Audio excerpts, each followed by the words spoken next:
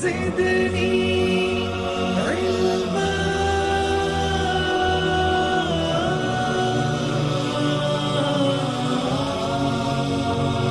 رب زدني علما.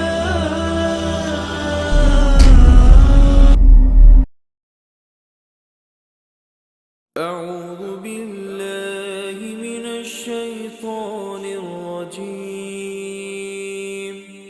بسم الله الرحمن الرحيم.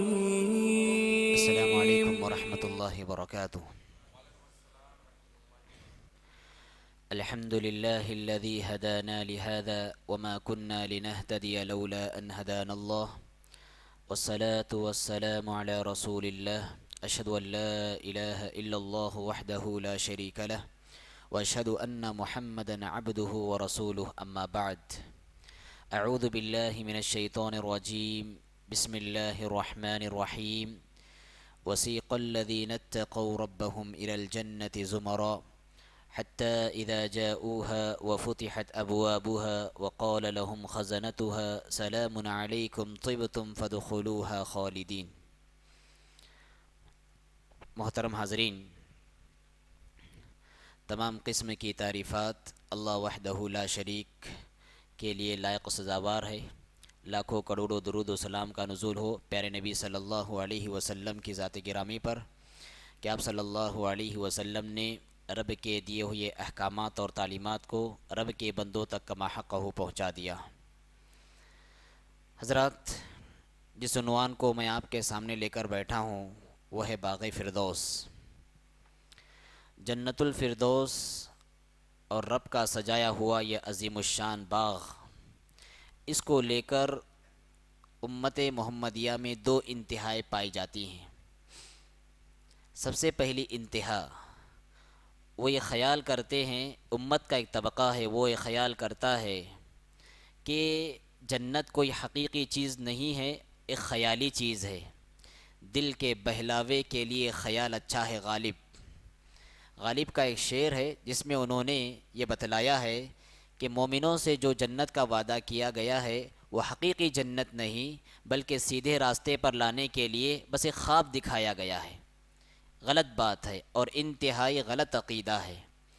اللہ کے رسول صلی اللہ علیہ وسلم نے فرمایا، جب رمضان کا مہینہ آ جاتا ہے اذا دخل رمضان فتحت ابواب الجنہ، جنت کے دروازے کھول دیے جاتے ہیں. وغلقت ابواب جہنم، اور جہنم کے دروازے بند کر دیے جاتے ہیں.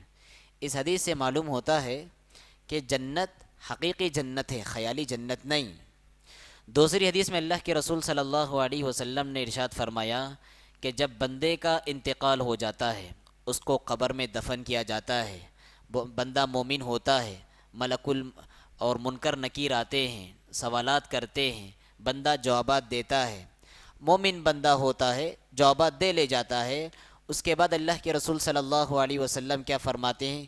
فَيُنَادِي مُنَادٍ مِّنَ السَّمَاءِ، آسمان سے ایک ندا دینے والا ندا دیتا ہے. کیا ندا دیتا ہے؟ ان صدق عبدی، کہ میرے بندے نے سچ کہا. فَأَفْرِشُوهُ مِنَ الْجَنَّةِ، جنت کا بستر اس کے لیے بچھا دو. وَافْتَحُوا لَهُ بَابًا إِلَى الْجَنَّةِ، جنت کی کھڑکی اس کے لیے کھول دو. وَأَلْبِسُوهُ مِنَ الْجَنَّةِ، اور جنت کا لباس اس کو پہنا دو. حقیقی جنت، خیالی جنت نہیں، تصوراتی جنت نہیں، خوابوں کی جنت نہیں، جنت ہے، حقیقی جنت ہے. اسی لیے قرآن نے بار بار کہا اعد اللہ لہم جنات، اعد اللہ لہم جنات، اعد اللہ لہم جنات. اللہ نے ان کے لیے جنتیں تیار کر رکھی ہیں، جنتیں تیار کر رکھی ہیں. تو یہ عقیدہ اور یہ تصور غلط ہے کہ جنت ایک خیالی چیز ہے، جنت ایک حقیقی چیز ہے. ایک انتہا یہ. اور امت کا ایک دوسرا طبقہ ہے اور دوسری انتہا ہے. وہ کیا ہے؟ وہ یہ سمجھتے ہیں کہ جنت اتنی سستی اور معمولی چیز ہے کہ ہم کسی کا بھی دامن پکڑ لیں گے تو سیدھا جنت پار ہو جائیں گے، جنت میں داخل ہو جائیں گے. فلاں پیر کے ہم مرید بن جائیں گے، فلاں کے ہاتھ پر ہم بیعت کر لیں گے، فلاں کے ہم گرویدہ ہو جائیں گے، فلاں کی ہم تقلید کرنے لگ جائیں گے. ان کا دامن پکڑ کر سیدھا ہم کہاں پہنچ جائیں گے؟ جنت میں پہنچ جائیں گے. غلط عقیدہ ہے. غلط تصور ہے۔ قرآن نے کہا وَلَقَدْ جِئْتُمُونَا فُرَادًا كَمَا خَلَقْنَاكُمْ أَوَّلَ مَرَّةٍ وَتَرَكْتُم مَّا خَوَّلْنَاكُمْ وَرَاءَ ظُهُورِكُمْ وَمَا نَرَىٰ مَعَكُمْ شُفَعَاءَكُمُ الَّذِينَ زَعَمْتُمْ أَنَّهُمْ فِيكُمْ شُرَكَاءُ لَقَد تَّقَطَّعَ بَيْنَكُمْ وَضَلَّ عَنكُم مَّا كُنتُمْ تَزْعُمُونَ۔ قرآن نے کتنے واضح انداز میں بیان فرمایا کہ پہلی بات تو تم سب کے سب الگ الگ آؤ گے، تنہا تنہا آؤ گے، کوئی کسی کا دامن پکڑ کر نہیں آئے گا۔ وَلَقَدْ جِئْتُمُونَا فُرَادًا، ہر شخص فردن فردن آئے گا، الگ الگ تنہا تنہا آئے گا۔ کما خلقناکم اول مرہ، جیسا ہم نے اس کو پہلے پیدا کیا تھا ویسا ہم دوبارہ پیدا اس کو کریں گے۔ اور اس کے بعد فرمایا کہ وہ جو کچھ دنیا میں کرتا تھا سب دنیا میں چھوڑ دے گا۔ وَتَرَكْتُم مَّا خَوَّلْنَاكُمْ وَرَاءَ ظُهُورِكُمْ، تیسری بات کہی وَمَا نَرَىٰ مَعَكُمْ شُفَعَاءَ، ہم نہیں دیکھیں گے کہ ان کا کوئی وہاں پر سفارشی ہوگا، وہاں پر ان کا کوئی ساتھ دینے والا ہوگا، وہ دکھائی نہیں دے گا۔ وَمَا نَرَىٰ مَعَكُمْ شُفَعَاءَكُمُ الَّذِينَ زَعَمْتُمْ أَنَّهُمْ فِيكُمْ شُرَكَاءُ، دنیا میں تمہارا یہ گمان تھا کہ سفارشی ہیں، یہ ہمارے مددگار ہیں، یہ غوث پاک ہیں، یہ فلاں بگڑی بنانے والے ہیں۔ اللہ رب العالمین کہتے ہیں وَمَا نَرَىٰ مَعَكُمْ شُفَعَاءَكُمُ الَّذِينَ زَعَمْتُمْ أَنَّهُمْ فِيكُمْ شُرَكَاءُ، کہاں ہے وہ تمہارے سفارشی جو دنیا میں بنا بیٹھے رکھے تھے۔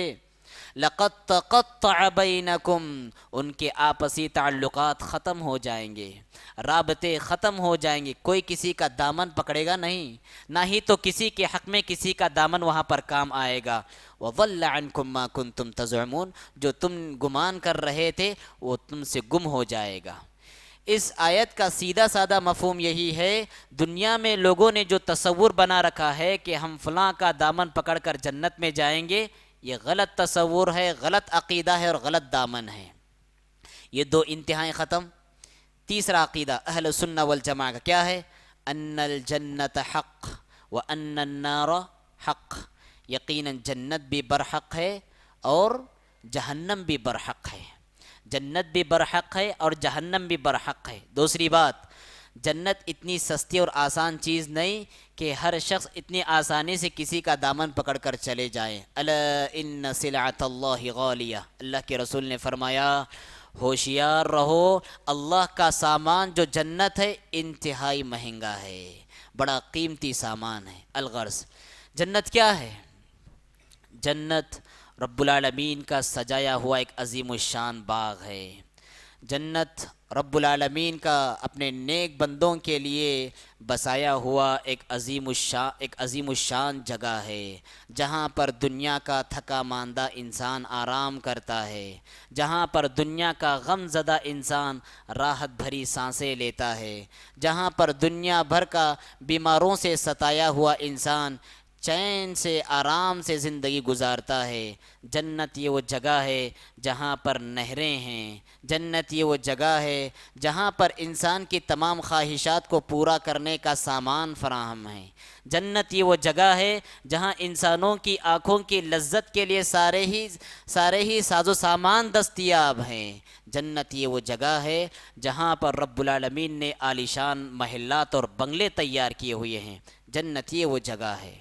اور جیسا کہ میں نے حدیث پیش کی الا ان سلعۃ اللہ غالیہ، جنت بہت مہنگی چیز ہے، رب العالمین کا سامان بہت مہنگا چیز ہے، اس مہنگی چیز کو خریدنے کے لیے مہنگا ساز و سامان لگانا پڑتا ہے، مہنگی چیز دینا پڑتا ہے۔ کیا ہے ہماری مہنگی چیز؟ ہماری جان ہماری مہنگی چیز ہے، جنت کو حاصل کرنے کے لیے جان لگانی پڑتی ہے۔ ہمارا مال ہمارا قیمتی سرمایہ ہے، جنت کے سرمایے کو حاصل کرنے کے لیے مال لگانا پڑتا ہے۔ ہمارے خواہشات ہمارا سرمایہ ہے، جنت کے سرمایے کو حاصل کرنے کے لیے اپنی خواہشات کی قربانی دینی پڑتی ہے۔ ہماری امیدیں جنت کو حاصل کرنے کا ایک ذریعہ ہے، امیدوں کی قربانی دینے سے جنت حاصل ہوتی ہے۔ صحابہ کرام میں بہت ساری مثالیں ہیں کہ شوق شہادت اور ذوق جنت کا جذبہ ان کے اندر کیسے تھا، جنت کو حاصل کرنے کی تڑپ، جنت کو حاصل کرنے کا شوق اور جنت کو پانے کی جو طلب اور جستجو ان کے اندر تھی، سبحان اللہ، بہت ساری مثالیں ہیں۔ ایک مثال میں آپ کے سامنے دیتا ہوں، حضرت عمرو بن جموح رضی اللہ تعالیٰ عنہ۔ حضرت عمرو بن جموح رضی اللہ تعالیٰ عنہ یہ وہ بہادر صحابی ہیں جو بدن کے اعتبار سے تو ضعیف تھے، عمر دراز تھے، جسم کے اعتبار سے تو انتہائی کمزور تھے، لنگڑے تھے، ایک پیر سے معذور تھے۔ اللہ کے رسول صلی اللہ علیہ وسلم نے اعلان کیا، لوگوں میدان احد کے لیے تیاری کرو، میدان احد کے لیے تیاری کرو۔ یہ صحابی آتے ہیں اور کہتے ہیں اللہ کے رسول صلی اللہ علیہ وسلم، میدان احد میں میں شرکت کرنا چاہتا ہوں، اس خیر سے مجھے محروم نہ کیجیے۔ اللہ کے رسول نے کہا، قرآن نے بار بار یہ بات کہی، وَلَا جُنَاحَ عَلَيْكُمْ، کہ تم میں جو لنگڑے لولے ہیں اور جو تم میں جو بیمار ہیں، جنگ میں شرکت کرنا تمہارے لیے واجب اور فرض نہیں ہے، لہٰذا اس رخصت کا فائدہ اٹھاؤ، گھر میں بیٹھے رہو۔ انہوں نے کہا، اصرار کیا، اے اللہ کے رسول، میں رب کی بنائی ہوئی جنت میں جس طرح زمین پر رینگتے رینگتے چلتا ہوں، لنگڑتے لنگڑتے چلتا ہوں، رب کی بنائی ہوئی جنت میں بھی میں رینگتے رینگتے داخل ہونا چاہتا ہوں۔ ان کے اصرار پر اللہ کے رسول صلی اللہ علیہ وسلم نے جنگ میں شریک ہونے کی اجازت دے دی اور جنگ میں جام شہادت نوش فرماتے ہیں، اور انہیں اور عبداللہ بن حرام رضی اللہ تعالیٰ عنہ کو ایک ہی قبر میں دفن کیا جاتا ہے۔ اور دفن کرنے کے بعد حضرت امیر معاویہ رضی اللہ تعالیٰ عنہ کے زمانے میں ایک فلڈ آتا ہے، ایک سیلاب آتا ہے، اس سیلاب کی وجہ سے قبریں اکھڑ جاتی ہیں، اور جب دیکھا جاتا ہے کہ ان کی قبر اور عبداللہ بن حرام رضی اللہ تعالیٰ عنہ کی قبر اتنی تر و تازہ ہے، ان کے جسم اتنے تر و تازہ ہیں، گویا کہ ابھی ان کو دفن کیا گیا ہے۔ پورے 45 یا 46 سال بعد ان کی قبر نظر آئی، ان کا جسم نظر آیا، تو دیکھا گیا سبحان اللہ، ایسا تر و تازہ جسم ہے اور ایسی مسکراہٹ والا وہی چہرہ ہے، گویا کہ انہیں ابھی دفن کیا گیا ہے۔ یہ شوق شہادت اور یہ جنت کی طلب، یہ جنت کی آرزو اور یہ جنت کا شوق ہمارے اسلاف میں اور صحابہ میں اس درجے بدرجے اتم موجود تھا۔ اس جنت کو حاصل کرنے کے لیے چاہے کتنے ہی خواہشات لٹائی جائیں کم ہیں۔ جنت کے لیے کتنے لوگوں نے اپنا مال لٹایا، اس جنت کو حاصل کرنے کے لیے کتنی جانوں کا نذرانہ پیش کیا گیا، اس جنت کو حاصل کرنے کے لیے کتنی راتیں جاگی گئیں، اس جنت کو حاصل کرنے کے لیے کتنی آرزوؤں کا خون ہوا، اس جنت کو حاصل کرنے کے لیے کتنے آنسو بہائے گئے، اس جنت کو حاصل کرنے کے لیے کتنے اپنے آپ کو تھکایا گیا۔ اس کے باوجود بھی کوئی انسان یہ حق نہیں رکھتا کہ رب کی بنائی ہوئی جنت کا حقدار ہو جائے۔ انسان اپنی پیدائش سے لے کر وفات تک بھی اگر اپنے سر کو سجدے میں گزار دے اور اس کے باوجود بھی وہ حق نہیں رکھتا کہ رب العالمین اس کو جنت نصیب فرمائے۔ کیوں؟ عبادت کی توفیق دینے والا بھی اللہ رب العالمین ہی ہے۔ اللہ کے رسول صلی اللہ علیہ وسلم نے ایک مرتبہ ارشاد فرمایا، تم میں سے کوئی شخص اور تمہارا کوئی بھی عمل تمہیں جنت میں داخل نہیں کرا سکتا۔ آپ نے فرمایا تم میں سے کسی شخص کا عمل اس کو جنت تک نہیں پہنچا سکتا۔ اللہ کے رسول صلی اللہ علیہ وسلم سے صحابہ نے پوچھا، اللہ کے رسول وَلَا أَنْتَ يَا رسول اللہ، کہ آپ کو بھی عمل کے بل بوتے پر جنت نہیں ملے گی؟ آپ نے فرمایا وَلَا أَنَا، مجھے بھی اپنے عمل کی وجہ سے جنت نہیں ملے گی، إِلَّا أَن يَتَغَمَّدَنِيَ اللَّهُ بِرَحْمَةٍ وَفَضْلٍ، اللہ یہ کہ اللہ کی رحمت میں میں نہا کر، اللہ کے بھیجے ہوئے خیر و کثیر میں نہا کر، اور اللہ کے فضل میں بھگو کر رب العالمین کی رحمت سے میں جنت میں داخل ہو جاؤں گا۔ سبحان اللہ۔ اسے بات معلوم ہوتی ہے کہ جنت میں انسان عمل کی وجہ سے نہیں، انسان کا جو عمل ہے جنت اس کا بدلہ نہیں، بلکہ عمل انسان کو جنت میں جانے کا سبب ہے، بدلہ نہیں ہے۔ جنت انسان کے عمل کا بدلہ نہیں، بلکہ جو عمل انسان دنیا میں کرتا ہے وہ تو جنت میں جانے کا ایک سبب اور ذریعہ ہے۔ انسانی تاریخ کا سب سے پریشان حال انسان کل قیامت کے دن لائے جائے گا، اور رب العالمین اسے ایک لمحے کے لیے جنت میں غوطہ لگائے گا اور نکال دے گا۔ انسانی تاریخ کا سب سے پریشان حال انسان، سب سے مظلوم حال انسان، ایک سیکنڈ کے لیے جنت میں غوطہ لگانے کے بعد اس کو نکالا جائے گا اور پوچھا جائے گا، اے بھلا وہ بندے جس نے کبھی زندگی میں سکھ نہیں دیکھا، جس نے زندگی میں کبھی آرام نہیں دیکھا، ذرا بتلا تو صحیح جنت کے ایک لمحے بھر کے سکھ نے تجھے کیا محسوس کرایا؟ وہ کہے گا، اللہ گرچہ میں نے دنیا میں بڑے ستم جھیلے ہیں، دنیا میں بڑے میں مظلومانہ زندگی گزار کر آیا ہوں، لیکن ایک بھر کے جنت کے سکھ نے زندگی بھر کے سارے دکھ کو بھلا دیا۔ جنت یہ مقام ہے کہ جہاں پر دنیا کا تھکا ماندہ انسان آرام کرتا ہے۔ جنت کے اوصاف کیا ہے؟ جنت کے اوصاف، جنت کے اوصاف سبحان اللہ، ہماری زبان میں وہ طاقت نہیں کہ ہم جنت کے اوصاف کو بیان کر سکیں، ہماری قلم میں وہ سکت نہیں کہ جو جنت کے اوصاف کو لکھ سکے، ہمارے فکر و خیال میں اتنی جگہ نہیں کہ جو جنت کے اوصاف کو اپنے اندر سما سکے، جگہ بٹھا سکے۔ اللہ کے رسول نے فرمایا جنت یہ ایسی جگہ ہے ما لا عین رأت، جس کو کسی آنکھ نے کبھی دیکھا نہیں، ولا اذن سمعت، جس کو کسی آنکھ کان نے کبھی سنا نہیں، ولا خطر علی قلب بشر، سننا دیکھنا تو دور کی بات، کسی انسانی دل پر اس کا وہم و خیال تک بھی نہیں گزرا۔ اتنی عالی شان نعمتیں وہاں پر ہیں اور اتنی بڑی بڑی نعمتیں وہاں پر ہیں جو رب العالمین نے اپنے نیک بندوں کے لیے تیار کر رکھا ہے۔ جنت کی نعمتوں میں اور جنت کے اوصاف میں سب سے پہلا وصف یہ ہے، جنت کے کل 8 دروازے ہیں۔ جہنم میں کتنے دروازے ہیں؟ 7 دروازے ہیں، اور جنت کے 8 دروازے ہیں۔ جنت کے بعض دروازوں کا اللہ کے رسول صلی اللہ علیہ وسلم نے اپنے حدیث میں بیان فرمایا ہے۔ ایک دروازے کا نام باب الصلاح ہے، اور ایک دروازے کا نام باب الصدقہ ہے، اور ایک دروازے کا نام باب الجہاد ہے، اور ایک دروازے کا نام باب الریان ہے، اور ایک دروازے کا نام باب الایمن ہے۔ تو جس انسان کی زندگی میں اور نیکیوں کے ساتھ ساتھ یہ نیکیاں غالب رہیں گی، بندہ اسی دروازے سے داخل ہوگا، اور نیکیوں کے ساتھ بندے کی زندگی میں نماز کا غلبہ ہو، وہ فرائض تو پڑھتا ہی ہے لیکن ساتھ میں تہجد کی پابندی بھی کرتا ہے، یہ کون سے دروازے سے داخل ہوگا؟ یہ باب الصلاح سے داخل ہوگا۔ بندے کی زندگی میں اور نیکیاں بھی ہیں لیکن یہ فرض زکوٰۃ کے ساتھ ساتھ نفلی صدقات و خیرات میں بھی آگے بڑھتا ہے، یہ کس دروازے سے داخل ہوگا؟ یہ باب الصدقہ سے داخل ہوگا۔ بندے کی زندگی میں بہت ساری نیکیاں ہیں، وہ رمضان کے روزے رکھتا ہے، رمضان کے روزے کے ساتھ ساتھ ہر مہینے کی 13، 14، 15 تاریخ کے روزے رکھتا ہے، وہ ہر اور پیر اور جمعرات کا روزہ رکھتا ہے، محرم کے روزے رکھتا ہے، ذی الحج کے روزے رکھتا ہے۔ ایسا بندہ جنت کے کس دروازے سے داخل ہوگا؟ باب الریان کے دروازے سے داخل ہوگا۔ اور جو باب الایمن ہیں، اس میں سے وہ بندے داخل ہوں گے جن کا نہ حساب ہوگا، نہ کتاب ہوگا، نہ عقاب ہوگا، یوم الحساب بھی ان کا حساب نہیں ہوگا۔ ایسے بندے ہوں گے جو باب الایمن سے داخل ہوں گے۔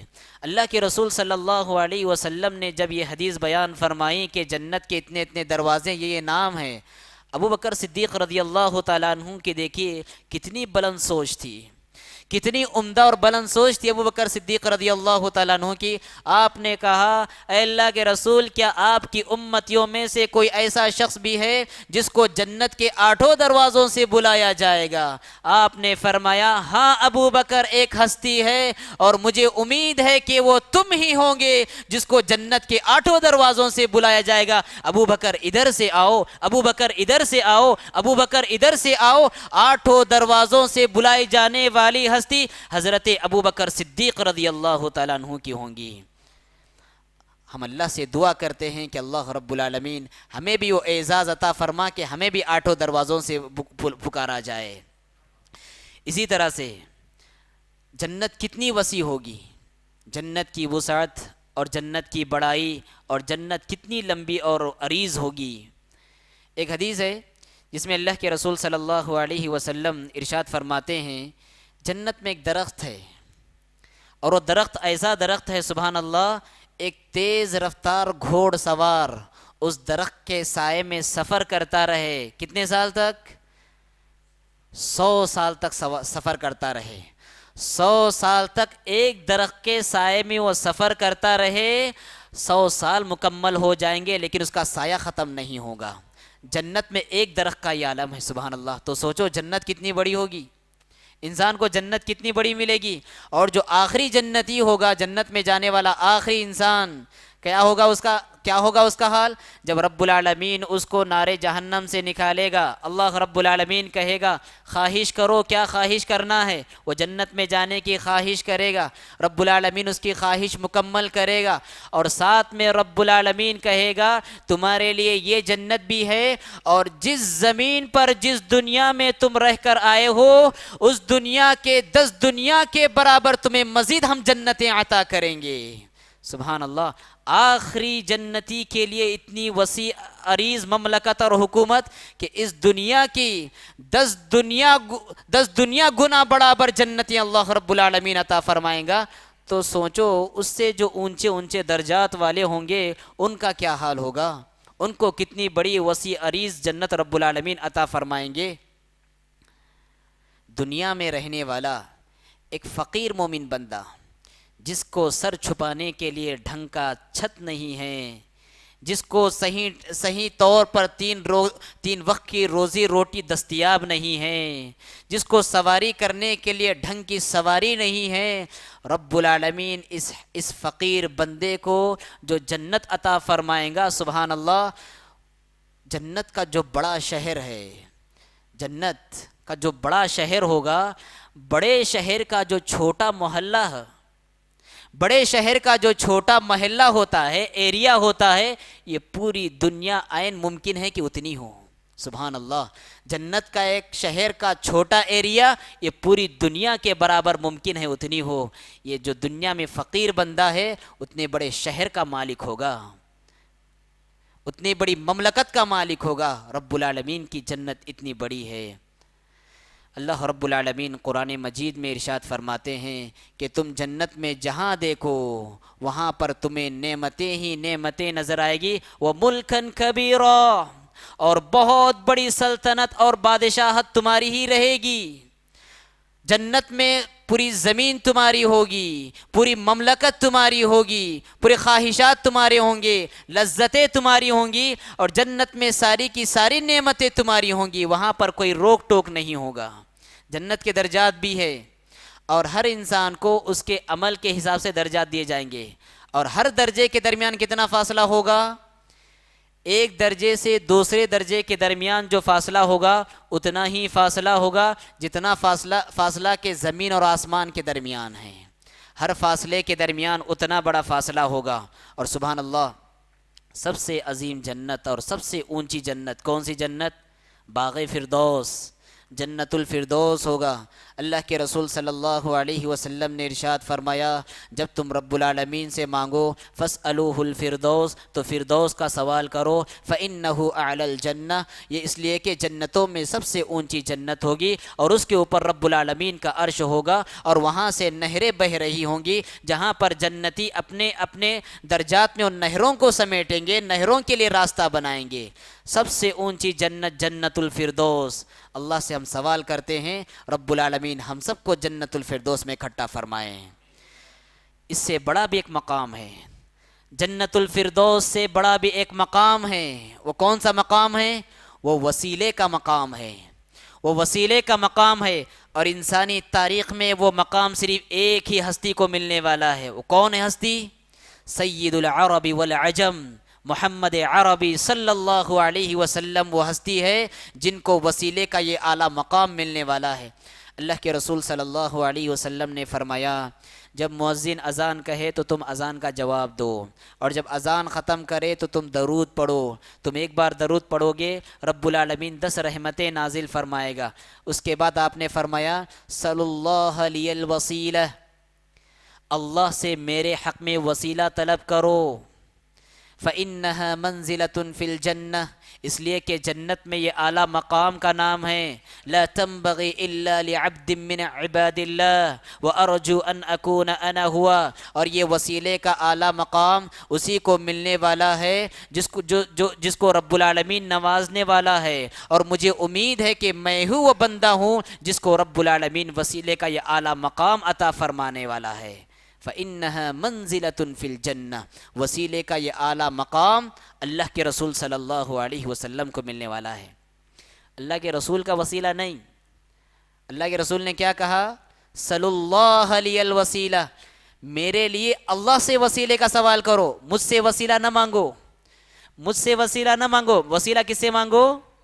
اللہ سے. صلی اللہ سے وسیلہ مانگو، میرے لیے وسیلہ مانگو. تو اس سے ان باطل عقیدے کی بھی تردید ہو جاتی ہے جو کہتے ہیں کہ ہمارا وسیلہ اللہ کے رسول ہے، یا پھر ہم اللہ کے رسول کے وسیلے سوال کرتے ہیں. غلط.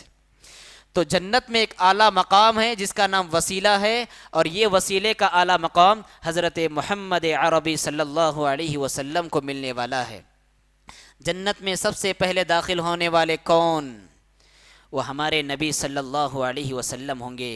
آپ کہتے ہیں آتی باب الجنہ فاستفتح، میں جنت کے دروازے کے پاس آؤں گا اور میں خواہش کروں گا کہ جنت کا دروازہ کھولا جائے. اندر سے پوچھا جائے گا کون ہو؟ میں کہوں گا کہ میں محمد ہوں. پھر وہ اندر کا فرشتہ کہے گا بک امرت اللہ افتح لاحد قبلک، مجھے یہی حکم دیا گیا کہ جنت کا دروازہ اگر سب سے پہلے میں کسی کے لیے کھولوں تو آپ ہوں گے، اور آپ سے پہلے کسی اور کے لیے میں جنت کا دروازہ نہ کھولوں. مجھے یہ حکم دیا گیا ہے اور میں تعمیل حکم ربانی کرتے ہوئے سب سے پہلے آپ کے لیے جنت کا دروازہ کھولتا ہوں. سب سے پہلے جس ہستی کے لیے جنت کا دروازہ کھولا جائے گا وہ محمد عربی صلی اللہ علیہ وسلم ہوں گے. حضرات، جہاں پر اللہ کے رسول صلی اللہ علیہ وسلم کو جنت میں سب سے اعلیٰ مقام ہوگا، جنت میں سب سے پہلے آپ داخل ہوں گے، وہیں پر آپ کی امتیوں کو بھی یہ اعزاز ہے کہ تمام امتیوں میں سب سے پہلے داخل ہونے والے امت محمدیہ ہوگی. جنت میں داخل ہونے والی سب سے پہلی امت محمدیہ ہوگی. ایک مرتبہ اللہ کے رسول صلی اللہ علیہ وسلم حضرت ابراہیم علیہ السلام کی دعا پڑھ رہے تھے. ابراہیم علیہ السلام اپنی امت کی فکر کرتے ہوئے رب العالمین سے دعا کر رہے تھے. فمن تبعنی فإنہ منی ومن عصانی فإنک غفور رحیم، اے پروردگارا جس نے میری اطاعت و فرما برداری کی وہ تو میرا ہوا ہی، ومن عصانی فإنک غفور رحیم، لیکن جس نے میری نافرمانی کی تو بڑا غفور الرحیم ہے، تو بڑا رحم کرنے والا اور مہربان ہے. آپ نے عیسیٰ علیہ السلام کی دعا پڑھی. عیسیٰ علیہ السلام اپنی امت کی فکر میں رب العالمین سے دعا کر رہے ہیں ان تعذبهم فإنهم عبادک وان تغفر لهم فإنک انت العزیز الحکیم. اے اللہ یہ تیرے بندے ہیں، اگر تو انہیں سزا سے دوچار کرنا چاہے، اگر تو انہیں معاف کر دے تو بڑا عزیز ہے، بڑا حکیم ہے.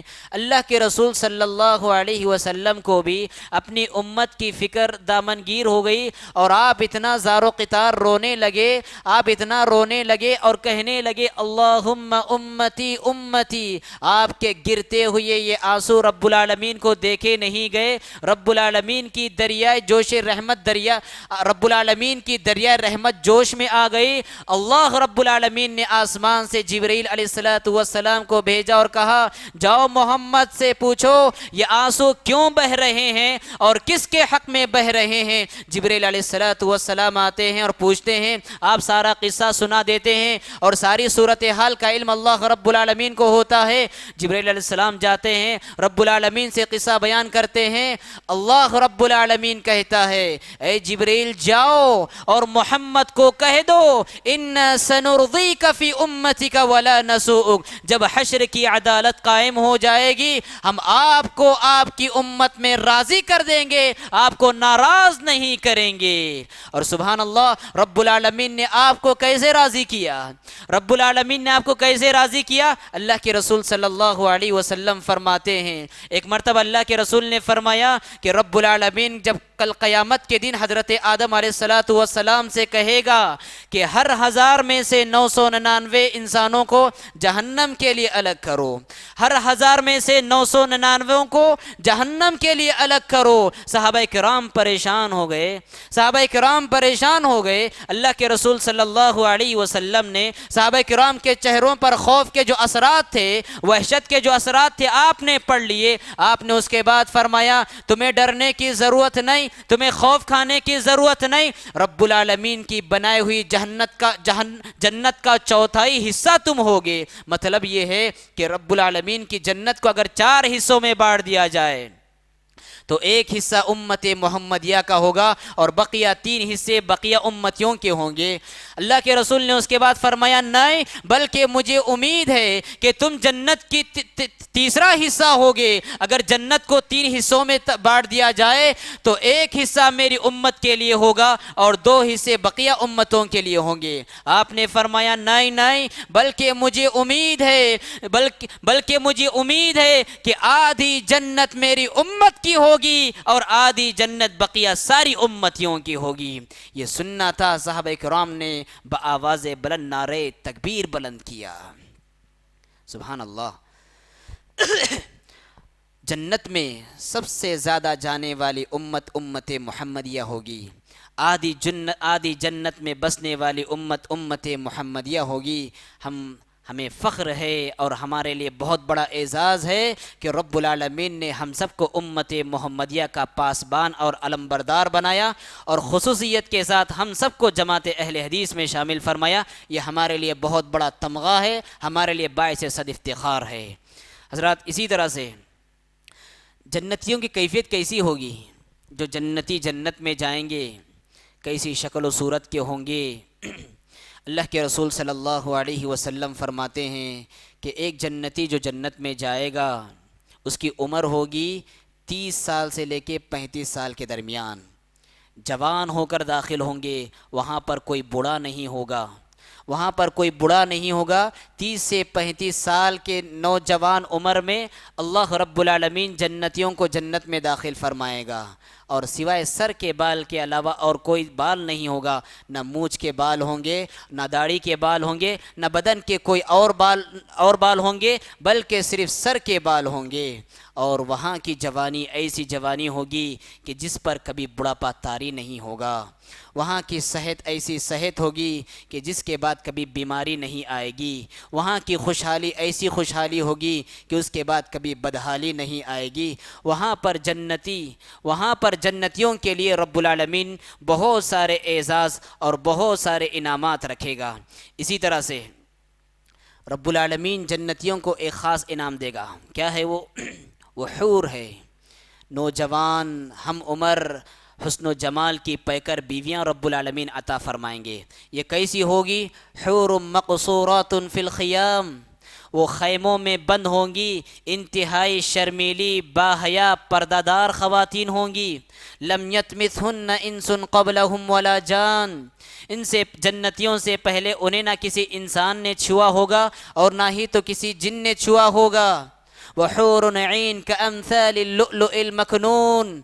حور عین بڑے بڑے آنکھوں والی حوریں ہوں گی، گویا کہ بکھری ہوئی موتیاں ہوں گی. ان کے حسن و جمال کا کیا عالم ہوگا؟ آپ صلی اللہ علیہ وسلم فرماتے ہیں ایک مرتبہ دنیا میں جھانکے تو ان کی روشنی سے دنیا کا مشرق و مغرب روشن ہو جائے اور ان کی مہک اور خوشبو سے ساری دنیا معطر ہو جائے.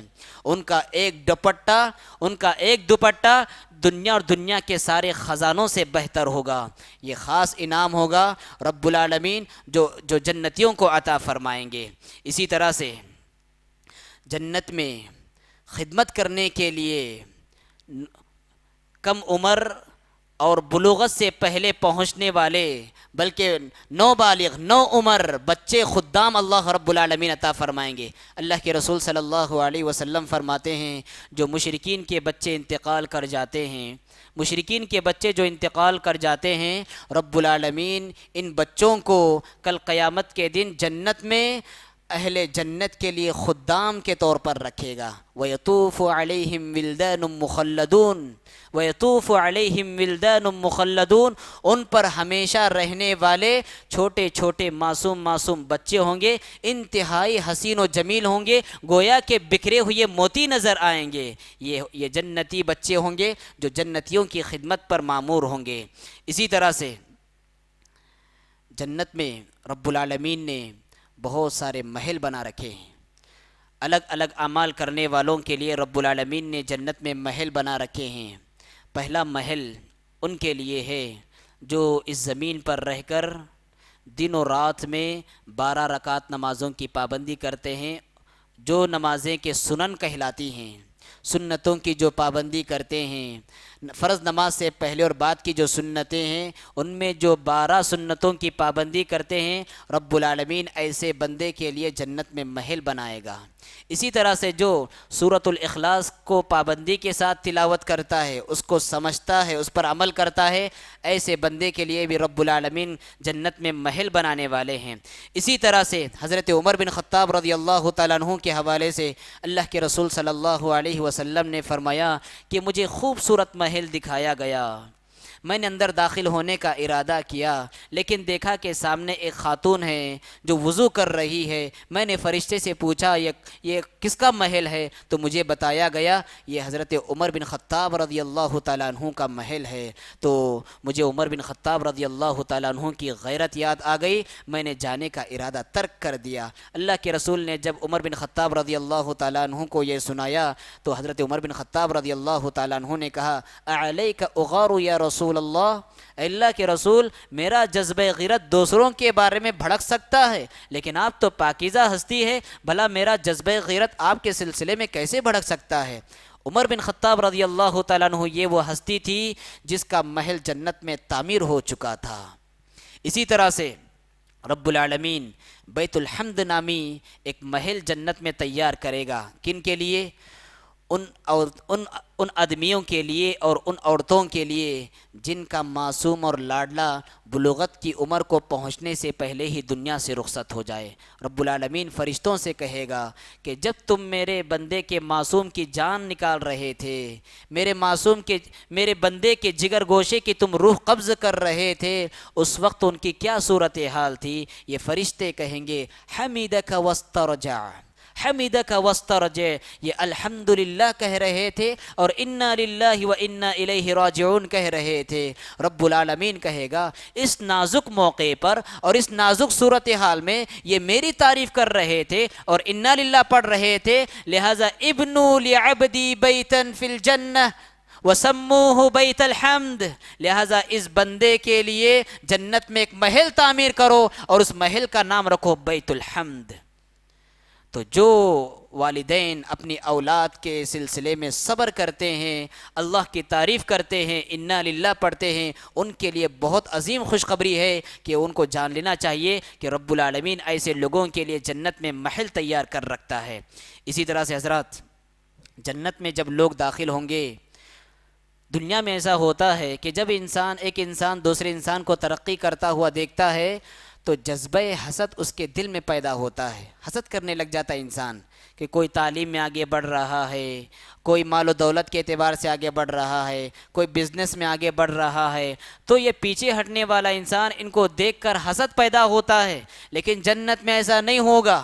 جنت میں جو درجات ہوں گے 100 درجات ہوں گے، ہر درجے والا ایک دوسرے کو دیکھ کر خوش ہوگا، مسکرائے گا۔ وہاں پر جتنے بھی انسان کے دل میں غلط جذبات ہوتے ہیں رب العالمین باہر نکال دے گا۔ وَنَزَعْنَا مَا فِي صُدُورِهِم مِّنْ غِلٍّ وَنَزَعْنَا مَا فِي صُدُورِهِم مِّنْ غِلٍّ، جنت میں جانے سے پہلے رب العالمین سارے انسان کے دلوں سے غلط جذبات کو نکال دے گا، دشمنیوں کو نکال دے گا، نفرتوں کو نکال دے گا، حسد کو نکال دے گا، کینہ کو نکال دے گا، سارے انسانوں کے دلوں سے غلط جذبات کو نکال دے گا، اور سارے انسانوں کو بلکہ جنتیوں کا دل ایک انسان کے دل کی طرح ہوگا۔ جنت میں یہ انعام بھی انہیں دیا جائے گا۔ اسی طرح سے جنتیوں کی جو آپس میں گفتگو ہوگی، وہ گفتگو کیا ہوگی؟ تحیتہم فیہا سلام۔ جنت میں بھی ان کا وہ ذکر ہوگا جو ذکر کے ہمارے لیے دنیا میں متعین کیا گیا ہے۔ کیا ہے؟ السلام علیکم ورحمۃ اللہ۔ جنتی بھی ایک دوسرے پر ان کا تحیہ، ان کا تحفہ یہی ہوگا، وہ ایک دوسرے پر سلام کریں گے۔ تحیتہم فیہا سلام، بلکہ فرشتے ان پر سلام کریں گے جنتیوں پر۔ وسیق الذین اتقوا ربهم الى الجنة زمرا حتى اذا جاءوها وفتحت ابوابها وقال لهم خزنتها سلام علیکم طبتم فادخلوها خالدین۔ تم پر سلامتی ہو۔ فرشتے تو فرشتے، رب العالمین بھی ان جنتیوں پر اپنا سلام بھیجے گا اور کہے گا سلام قولا من رب الرحیم۔ یہ جنتیوں کا تحیہ ہوگا اور یہ جنتیوں کا مشغلہ ہوگا۔ اسی طرح سے جنتیوں کا اور ایک مشغلہ ہوگا، وہ کیا ہوگا؟ جنتیوں کی زبان پر ہر آن ہر لمحہ سبحان اللہ، الحمدللہ، لا الہ الا اللہ، واللہ اکبر، ان کا یہ مشغلہ ہوگا۔ رب العالمین نے قرآن مجید میں کئی جگہ یہ بات ارشاد فرمائی ہے، وہ جنتی جب جنت میں داخل ہوں گے تو کہیں گے الحمدللہ الذی ہدانا لہذا۔ تعریف اس اللہ کی جس اللہ نے کہ ہم کو جنت کی رہنمائی کی۔ الحمدللہ الذی صدقنا وعدہ، تعریف اس اللہ کی جس اللہ نے اپنا وعدہ مکمل کیا۔ الحمدللہ الذی اذہب عنا الحزن، تعریف اس اللہ کی جس اللہ نے کہ سارے غموں کو ختم کر دیا۔ جنتیوں کا مشغلہ ہوگا سبحان اللہ کہنا، جنتیوں کا مشغلہ ہوگا الحمدللہ کہنا، جنتیوں کا مشغلہ ہوگا سبحان اللہ الحمدللہ لا الہ الا اللہ کہنا۔ اس لیے اللہ کے رسول فرماتے ہیں کہ جو بندہ زمین پر رہ کر سبحان اللہ الحمدللہ اللہ اکبر کا ورد کرتا ہے، جنت میں ایسے بندے کے لیے ایک پودا لگایا جاتا ہے۔ تو جتنی مرتبہ وہ ذکر کرتے رہتا ہے گویا کہ اپنی جنت کو آباد کرتا رہتا ہے، ہریالی کرتا رہتا ہے۔ تو ضروری ہے کہ جنت کو آباد کرنے کے لیے اس زمین پر رہ کر اللہ کی تسبیح بیان کرے۔ عربوں میں خاص عادت رہتی ہے، آپ دیکھیں کسی عربی سے اگر آپ کی ملاقات ہو یا ہو چکی ہو یا ملاقات آپ کرے، دیکھیں اس کی زبان پر الحمدللہ رہتا ہے، اس کی زبان پر سبحان اللہ رہتا ہے، اس کی زبان پر لا الہ الا اللہ رہتا ہے، اس کی زبان پر ہمیشہ آپ کے حق میں دعائیں رہتے ہیں۔ عربوں کی خاص عادت ہے یہ، ہماری بھی عادت ہونی چاہیے۔ ہماری زبان جب کھلے تو الحمدللہ کے ذریعے کھلے، ہماری زبان جب کھلے تو سبحان اللہ کے لیے کھلے، ہماری زبان جب کھلے تو لا الہ الا اللہ کے ذریعے کھلے۔ اس طرح ہمارا بھی مشغلہ دنیا میں ہونا چاہیے۔ اسی طرح سے حضرات، جنتیوں کو سب سے بڑی نعمت جو دی جائے گی وہ کون سی نعمت ہوگی؟ رب العالمین کے چہرے پر نور کا دیدار ہوگا۔ رب العالمین اعلان کرے گا اے جنتیوں، ابھی تمہارے اوپر ایک انعام اور ایک اعزاز باقی ہے۔ جنتی کہیں گے اے اللہ، کیا تو نے ہمیں نار جہنم سے نہیں بچایا؟ کیا تو نے ہمیں جنت میں داخل نہیں فرمایا؟ اتنی سارے انعامات تو نے ہمارے لیے کیے، اور کون سا انعام ہے؟ رب العالمین اپنے چہرے پر نور کے سامنے سے حجاب ہٹائے گا، اور رب العالمین کو دیکھنے میں پورے جنتی اس طرح محو ہو جائیں گے کہ گویا کہ جنت کی دوسری نعمتیں ان کے لیے ہلکی اور پھیکی پڑ جائے گی۔ وہ رب العالمین کے چہرے کے دیدار کا لذت اٹھا رہے ہوں گے۔ ہم دعا کرتے ہیں رب العالمین سے، بار الہ ہم سب کو تیرا دیدار نصیب فرما۔ وجوہ یومئذ ناظرہ الی ربها ناظرہ، وجوہ یومئذ ناظرہ الی ربها ناظرہ۔ اس دن بہت سارے چہرے تر و تازہ ہوں گے جو اپنے رب کو دیکھ رہے ہوں گے۔ تو دنیا جنت کی بہت بڑی عظیم نعمت رب العالمین کا دیدار ہے۔ اسی طرح سے جنت میں فیملی کو اللہ رب العالمین ملا کر رکھے گا۔ اگر ولو بالفرض ماں باپ الگ طبقے میں ہیں اور اولاد الگ درجے میں ہیں، تو ایمان اور توحید کی بنیاد پر رب العالمین ماں باپ کو ان کی اولاد سے ملا دے گا، نانا نانی سے ملا دے گا، دادا دادی سے ملا دے گا۔ والذین آمنوا واتبعتهم ذریتهم بإیمان الحقنا بهم ذریتهم وما التناهم من عملهم من شیء۔ اگر والدین اونچے درجات میں ہوں گے، اولاد نیچی درجے میں ہوں گے، تو رب العالمین ان کی خواہش پر یا اولاد کو اٹھا کر ان کے درجات سے ملا دے گا۔ سبحان اللہ۔ واتبعتهم ذریتهم بایمان الحقنا بهم ذریتهم. اسی طرح سے جنت کی نعمتوں میں اور ایک عظیم نعمت، جنت ایک بڑی نعمت ہے. انسان کے لیے سب سے بڑی کامیابی کیا ہے؟ جنت. جنت سے بڑھ کر کوئی کامیابی نہیں. انسان کے لیے سب سے بڑی کامرانی جنت، جنت سے بڑھ کر کوئی کامرانی نہیں. لیکن جس کو جنت کے ساتھ ساتھ پیارے نبی صلی اللہ علیہ وسلم کی رفاقت مل جائے تو نور علی نور ہو جاتا ہے. صحابہ کرام اللہ کے رسول صلی اللہ علیہ وسلم کے پاس آتے ہیں اور کہتے ہیں اے اللہ کے رسول صلی اللہ علیہ وسلم، آپ دنیا میں ہمارے ساتھ ہیں، آپ کی صحبت ہمیں نصیب ہے، لیکن جب آپ انتقال کر جائیں گے، جنت میں پہنچ جائیں گے اور جنت میں آپ کے درجات بلند رہیں گے، ہمارے درجات کم رہیں گے، تو یہ سوچ کر اور یہ تصور کرنے کے بعد ہم تھوڑا کبیدہ خاطر ہوتے ہیں، غم زدہ ہوتے ہیں. رب العالمین نے فوراً آیت نازل فرمائی وَمَن يُطِعِ اللَّهَ وَالرَّسُولَ فَأُولَئِكَ مَعَ الَّذِينَ أَنْعَمَ اللَّهُ عَلَيْهِم مِّنَ النَّبِيِّينَ وَالصِّدِّيقِينَ وَالشُّهَدَاءِ وَالصَّالِحِينَ وَحَسُنَ أُولَئِكَ رَفِيقًا. جو اللہ اور اس کے رسول کی اطاعت کرے گا ہم اس کو نبیوں کے ساتھ ملا دیں گے، صدیقین کے ساتھ ملا دیں گے، شہداء کے ساتھ ملا دیں گے اور صالحین کے ساتھ ملا دیں گے. جس انسان کی زندگی میں سنتوں پر عمل پیرا ہونے کا جتنا زیادہ غلبہ ہوگا، اللہ کے رسول صلی اللہ علیہ وسلم کی اتنی ہی قربت اور معیت اسے نصیب ہوگی. اور جو انسان سنت رسول، جذبہ سنت رسول سے جتنا زیادہ دور ہوگا، اللہ کے رسول صلی اللہ علیہ وسلم کی رفاقت سے اتنا ہی وہ زیادہ دور ہوگا. اسی طرح سے اللہ کے رسول صلی اللہ علیہ وسلم کی صحبت اور جنت میں معیت حاصل کرنے کا ایک ذریعہ یہ بھی ہے کہ یتیموں کی کفالت کرنا.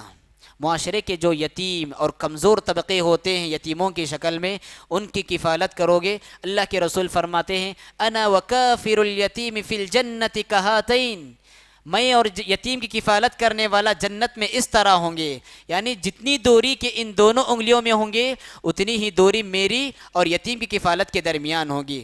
رب العالمین دونوں کو اکٹھا رکھے گا، رفاقت اللہ رب العالمین انہیں عطا فرمائیں گے. اسی طرح سے جو نوافل کی پابندی کرتا ہے، نفل نمازوں کی پابندی کرتا ہے، نفل عبادت کی پابندی کرتا ہے، اللہ کے رسول صلی اللہ علیہ وسلم فرماتے ہیں کہ کل قیامت کے دن میری قربت اور معیت اسے حاصل ہوگی جنت میں. ایک صحابی نے عرض کیا اللہ کے رسول اسألک مرافقتک فی الجنہ، دنیا میں آپ کے ساتھ ہوں، جنت میں بھی آپ کے ساتھ رہنا چاہتا ہوں. اللہ کے رسول نے کیا فرمایا؟ فَأَعِنِّي عَلَى نَفْسِكَ بِكَثْرَةِ السُّجُودِ، زیادہ سے زیادہ نفل نمازوں کی پابندی کرو، میں رب العالمین سے دعا کروں گا تمہاری یہ پابندی اور میری یہ دعا تمہیں میری رفاقت اور معیت نصیب فرمائے گی. نفل نمازوں کا کثرت سے اہتمام ہونا چاہیے رسول اللہ صلی اللہ علیہ وسلم کی رفاقت کو حاصل کرنے کے لیے. اور اس زمین پر جس انسان کے اخلاق جتنے زیادہ اچھے ہوں گے اللہ کے رسول کی قربت کا اتنا ہی زیادہ حقدار ہوگا. ان من احبکم الی واقربکم منی مجلسا یوم القیامہ احاسنکم اخلاقا، تم میں میرے نزدیک سب سے زیادہ محبوب اور میرے نزدیک سب سے زیادہ معیت اور رفاقت کا حقدار وہ شخص ہے جو تم میں سب سے زیادہ اچھے اخلاق والا ہو. انسان اچھے اخلاق سے اللہ کے رسول صلی اللہ علیہ وسلم کی رفاقت کا حقدار ہوتا ہے. اسی طرح سے حضرات جنت کی ایک اہم صفت یہ ہے کہ جنت ہمیشہ والی جگہ ہے، جنت ابدی ٹھکانہ ہے، جنت ہمیشہ باقی رہنے والی ہے. اور اس کو عربی زبان میں کہتے ہیں خلود، ہمیشگی کا ٹھکانہ، دار القرار، ہمیشہ قائم رہنے والی جگہ جس کو کبھی فنا نہیں ہوگی. اس لیے اللہ رب العالمین قرآن میں بار بار کہتا ہے جنات تجری من تحتها الانہار خالدین فیہا، یا ایسی جنتیں ہوں گی جس جنت میں کہ یہ ہمیشہ ہمیشہ رہیں گے. جنتیوں کی ایک صفت اور جنت کی ایک صفت یہ ہے خلود، ہمیشگی کی جگہ، کبھی فنا نہیں ہے اس کو کبھی زوال نہیں ہے، لا زوال چیز، ہمیشہ باقی رہنے والی چیز اگر کوئی ہے تو وہ رب العالمین کی سجائی ہوئی جنت ہے. اللہ کے رسول صلی اللہ علیہ وسلم فرماتے ہیں جب جنتی جنت میں جائیں گے اور جہنمی جہنم میں جائیں گے، ایک اعلان کرنے والا اعلان کرے گا یا اہل الجنہ خلود لا موت، اے جنتیوں ہمیشہ کی زندگی ہے، موت اب آنے والی نہیں. اے جہنمیوں ہمیشہ کی زندگی ہے، اب موت آنے والی نہیں، جیسا ہی یہ جملہ سنیں گے جنتیوں کی مسرت میں مزید اضافہ ہو جائے گا اور جہنمیوں کی سزا اور عقاب میں اور ٹینشنوں میں مزید اضافہ ہوتا جائے گا۔ اس کے بعد ایک موت کو مینڈے کی شکل میں لایا جائے گا، جنت و جہنم کے درمیان رکھ کر اس موت کو ذبح کیا جائے گا اور ان کو پیغام دیا جائے گا کہ دیکھو موت کو ذبح کرنے کے بعد بھی، مینڈے کو ذبح کرنے کے بعد بھی موت کو بھی موت آنے والی نہیں ہے، جنتی جنت میں ہمیشہ، جہنمی جہنم میں ہمیشہ رہیں گے۔ انسان کو دنیا میں اگر کوئی پریشانی ہو، اگر اس کو ہم یہ بول کر تسلی دیتے ہیں وقتی پریشانی ہے ختم ہو جائے گی، اس کے بعد صبح مسرت طلوع ہوگی، خوشی کے دن آئیں گے، انسان کے اندر ایک امید پیدا ہوتی ہے، ایک آرزو پیدا ہوتی ہے۔ اس کے برعکس اگر انسان کو کہا جائے تمہارے اندر جو بیماری ہے یہ ہمیشہ کی بیماری ہے، یہ بیماری تمہارے سے چھٹکارا حاصل کرنے والی نہیں، ہمیشہ بیمار رہنے والے ہو، انسان کے غم میں اور افسوس میں اضافہ ہوگا۔ تو اسی نعمت کو بڑھانے کے لیے اللہ رب العالمین اعلان کرائے گا، یا اہل الجنہ خلود لا موت، یا اہل النار خلود لا موت، اے جنتیوں ہمیشہ کی نعمت میں رہو گے، موت نہیں آنے والی، اے جہنمیوں ہمیشہ کے عذابات میں رہو گے، موت نہیں آنے والی ہے۔ حضرات آخری بات جو مجھے آپ سے کہنی ہے وہ یہ ہے، ہم دنیا میں رہ کر بہت ساری چیزوں کا رب العالمین سے سوال کرتے ہیں، ایک سوال کرنا کبھی نہ بھولیں، کیا ہے وہ؟ اللہم انی اسألک الجنت الفردوس، اے اللہ ہم تجھ سے جنت الفردوس کا مطالبہ کرتے ہیں، ہم تجھ سے جنت الفردوس کا سوال کرتے ہیں۔ اللہ کے رسول صلی اللہ علیہ وسلم فرماتے ہیں کہ جو بندہ دن میں 3 مرتبہ دعا کرتا ہے کہ میں جنت الفردوس کا سوال کرتا ہوں، میں جنت الفردوس طلب کرتا ہوں، تو جنت خود قیامت کے دن اس کے حق میں سفارش کرے گی، اے اللہ دنیا میں رہ کر یہ بندہ جنت الفردوس مانگا کرتا تھا، لہٰذا اس کو جنت الفردوس میں داخل فرما۔ لہٰذا حضرات اس دنیا کی چکا چوند اور رنگینی میں بہت ضروری ہے کہ جنت کی ہم تیاری کریں۔ ہمارا مقصد زندگی جنت ہے، ہمارے خواہشات کی مکمل کرنے کی جگہ جنت ہے، ہمارے آرزوؤں کے مکمل ہونے کی جگہ جنت ہے، ہماری ابدی منزل جنت ہے، ہمارا ابدی ٹھکانہ جنت ہے۔